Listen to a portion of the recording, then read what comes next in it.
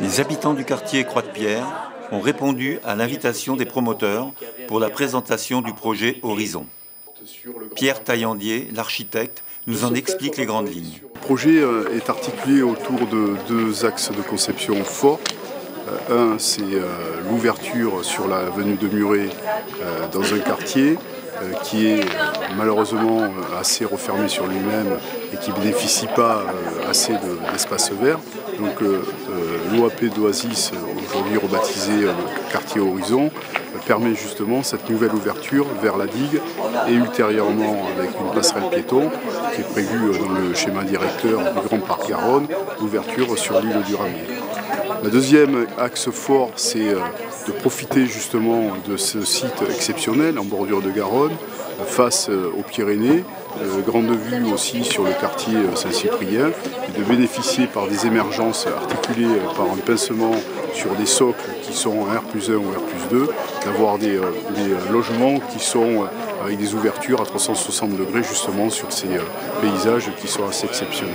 Malgré une adhésion au projet, les problèmes de circulation et de stationnement, ainsi que le dimensionnement des locaux scolaires et associatifs, inquiètent les riverains. Je pense que ça va réhabiliter un peu le quartier, je pense. Il y a une circulation à l'intérieur qui sera, j'espère qu'il sera intéressante aussi.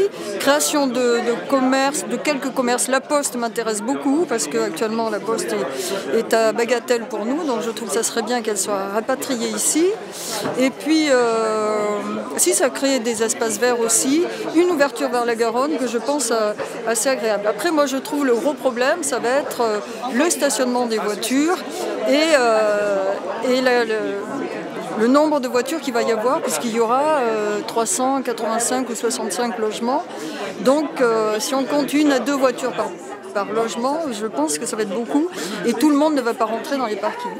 Donc ce sera un souci pour nous et pour tout le quartier, un encombrement. Voilà, c'est le gros souci. Voilà. D'autre part, nous ne sommes pas très bien desservis par le métro ou par le tram. Donc les lignes de bus vont être aussi saturées. Je ne sais pas, il va falloir repenser un petit peu tout ça.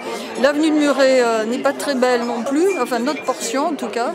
Je crois qu'un réaménagement sera absolument nécessaire. Après, c'est vrai que ça va apporter un plus. C'est un quartier moderne qui se crée.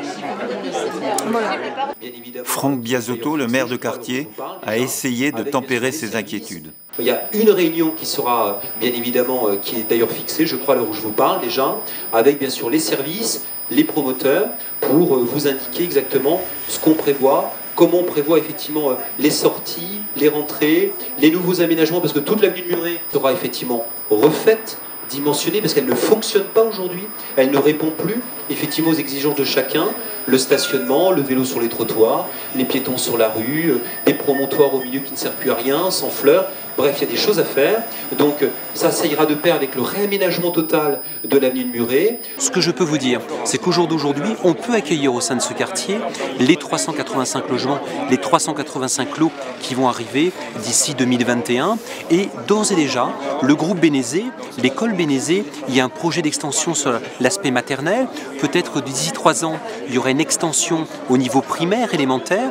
Mais le gabarit, je dirais, aujourd'hui, les places offertes, les groupes scolaires que nous avons peuvent absorber dans la carte scolaire. Ce sont les informations qui m'ont été communiquées par bien sûr la délégation de l'éducation.